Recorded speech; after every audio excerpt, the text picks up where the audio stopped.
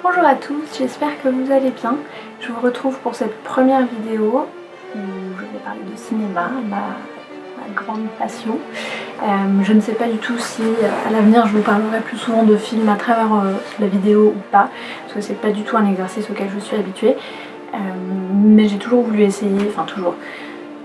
Ça fait quelques temps que j'ai envie d'essayer, alors allons-y.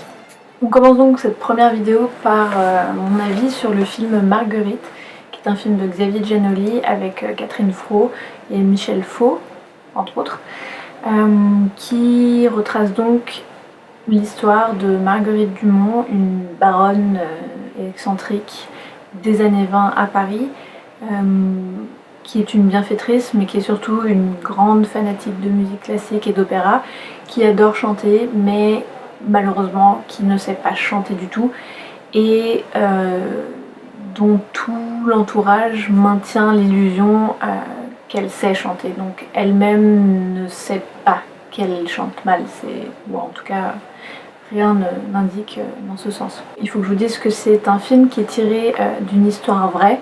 Il a existé dans les années 20 aux États-Unis une personne qui s'appelait Florence Foster Jenkins, qui était une socialite américaine de la région de New York, il me semble, qui était fanatique de musique classique, qui a toujours aimé ça, et qui chantait, mais qui ne chantait pas bien du tout. Évidemment, Marguerite n'est qu'une transposition de l'intrigue en France et avec d'autres éléments annexes. Donc, pour parler du film en lui-même, Marguerite est un film qui se présente comme une tragicomédie en 5 actes.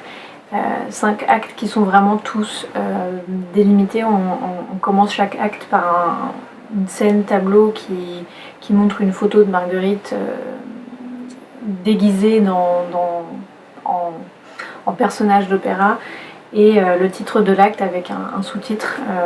Je les ai pas retenus, mais vous avez le premier acte, c'est la présentation, le dernier acte c'est la chute ou quelque chose comme ça, et évidemment au milieu vous avez un acte d'espoir qui s'intitule La joie. Tout ça pour vous dire que c'est vraiment constitué en 5 actes, de même façon qu'une tragédie ou même qu'un opéra en 5 actes l'est, pour faire un petit parallèle entre le thème du film et le film en lui-même. Dans le premier acte, on découvre le personnage. D'abord, on découvre à travers son intérieur et une fête qui a lieu chez elle, il me semble que c'est un gala de bienfaisance. Et on rencontre aussi assez vite les éléments perturbateurs qui vont changer en fait à tout jamais la vie de Marguerite. Alors moi, ce que j'ai beaucoup aimé dans le film, ce sont ce sont les acteurs. Catherine Fro a eu une performance assez émouvante, et Catherine Fro elle est quand même assez forte. Elle a insufflé au personnage quelque chose qui est entre la sensibilité, la naïveté et la folie, évidemment, parce que si vous allez voir le film ou si vous l'avez vu, vous comprenez ce que je veux dire, et c'est un personnage complètement dans son monde. C'est un personnage excentrique à souhait, qui est drôle et tragique à la fois. On a beau rire quand on l'entend chanter, parce qu'elle ne sait pas du tout chanter. D'ailleurs, petite note, ce n'est pas Catherine Fro qui chante. Une vraie cantatrice a été engagée pour chanter, parce que même chanter faux, ça requiert une certaine voix. Et malgré les apparences, ce n'est pas Catherine Fro qui chante. Comme je disais, on a beau rire de ces moments de ridicule, on ressent aussi beaucoup d'empathie pour ce personnage qui clairement manque de quelque chose, et qui manque en fait d'amour et de reconnaissance de la part de son mari, qui est interprété par André Marcon. Voilà. Lui, de son côté, il joue les maris embarrassés, il le joue vraiment dans la retenue. On sourit à la vue de ce personnage qui fuit entre guillemets la gêne que provoquent les récitals de sa femme. Mais le personnage évolue et il reste pas tout le temps dans ce registre, si vous voulez. Il comprend peu à peu ce qui se passe dans la tête de sa femme, si on veut, et il comprend la situation, et ça débouche sur une réunion des deux personnages en fait, qui s'était visiblement perdu. Du côté des acteurs, on a une flopée de second rôles. C'est un drôle d'entourage en fait que Marguerite rencontre suite au gala d'ouverture du film. C'est un entourage qui est loin en fait de son univers de baronne, de la haute société.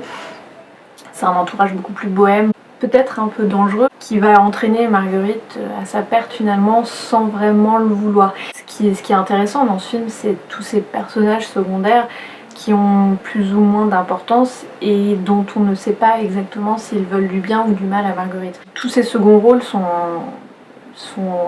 très colorés, on va dire.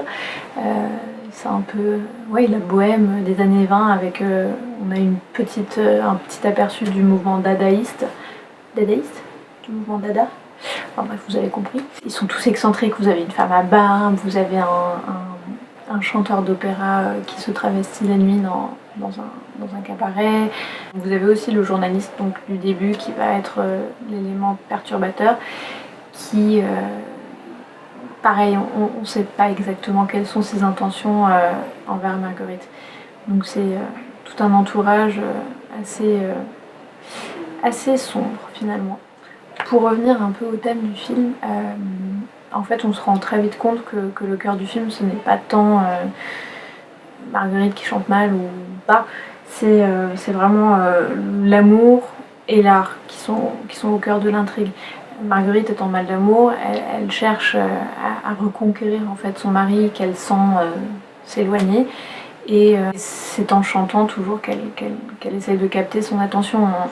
On le sait, elle dit qu'elle attend toujours son mari pour chanter, même si finalement elle chante même quand il n'est pas là, mais elle est toujours très très déçue quand il n'est pas là. Elle cherche vraiment la reconnaissance dans les yeux de son mari à travers le chant. Et puis pour l'art évidemment c'est un peu évident, c'est le chant, mais l'art aussi au sens général. Vous avez donc la photographie de Mad Delbos, vous avez tout cet entourage d'excentriques et de poètes, de journalistes, de chanteurs d'opéra, de femmes à barbe qui jouent au tarot, enfin qui tirent les cartes. Le film est assez intéressant de ce côté-là. Et au niveau de la musique aussi d'ailleurs, vous avez évidemment les airs d'opéra, avec des opéras passant de Purcell à Verdi et Mozart. Mais vous avez aussi beaucoup de musiques diverses et variées qui accompagnent l'intrigue. Vous avez de la musique indienne à un moment, vous avez du jazz aussi, dans une scène où les personnages se retrouvent dans un club de jazz. C'est assez varié, c'est pas seulement sur l'opéra, même si évidemment ça c'est la plus grande part du film. Le film m'a beaucoup plu aussi du côté des décors, de l'ambiance qui a été créée, l'ambiance des années 20. C'est une des décennies que j'aime beaucoup personnellement. Tout a été très soigné, tous les décors sont beaux, les costumes sont beaux, ça sonne pas faux. Et c'est opulent aussi.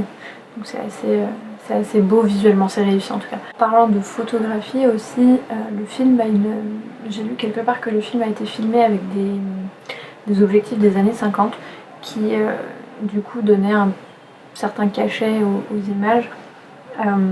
La photo est pas très saturée, vous avez parfois des petits éléments de couleurs qui vont ressortir, notamment la couleur rouge, ce qui à mon avis n'est pas anodin. Du côté du rythme, on s'ennuie vraiment pas. Il y a juste un petit passage à vide vers la fin du film qui rend un peu l'attente longue, on va dire. Pour conclure sur ce film, on va dire que Marguerite est une comédie, mais c'est avant tout une tragédie. Ceux qui l'auront vu, je pense, seront d'accord avec moi pour dire que même si on rit du ridicule de Marguerite, finalement, on ressort quand même du film avec une certaine... pas un malaise non plus, mais c'est pas un film qui laisse de marbre, on va dire, et c'est pas un film qui va marquer les esprits par son humour, même si évidemment c'est drôle, enfin c'est drôle, ça casse les oreilles, mais voilà, c'est un film qui est cruel et qui est beau et qui est émouvant et réjouissant et triste. C'est un film qui est très intéressant sur beaucoup de niveaux, je trouvais. C'est un film sur la passion, c'est un film sur l'amour, sur l'amour de l'art, sur les illusions. C'est un film qui présente un portrait du caractère humain. C'est assez intéressant de voir la mécanique de la manipulation, de l'espoir, des illusions. C'est donc un film que je vous conseille. J'espère que vous l'avez aimé si vous l'avez vu. Et juste pour la petite note, il y a une adaptation en fait de la vie de Florence Foster Jenkins, donc un vrai biopic finalement, qui est en préparation, qui sera réalisé par Stephen Frears et qui mettra en scène Meryl Streep dans le rôle de Foster Jenkins. C'est un film qui est prévu pour 2016, donc c'est assez drôle de voir deux films à la suite entre guillemets avec le même sujet. Ça rappelle un petit peu Yves Saint Laurent et Saint Laurent. Donc j'ai hâte de voir ce que ça peut donner. J'espère que cette première vidéo vous a plu, que j'ai pas été trop confuse dans mes propos parce que c'est vrai que j'arrive mieux à mettre mes pensées en mots en mots écrits qu'en mots parlés. J'espère que j'ai pas eu trop de tics aussi. Je sais que j'aime pas du tout me voir en vidéo, mais j'imagine qu'on est tous un petit peu comme ça. Et donc peut-être à bientôt pour d'autres vidéos. Bon cinéma!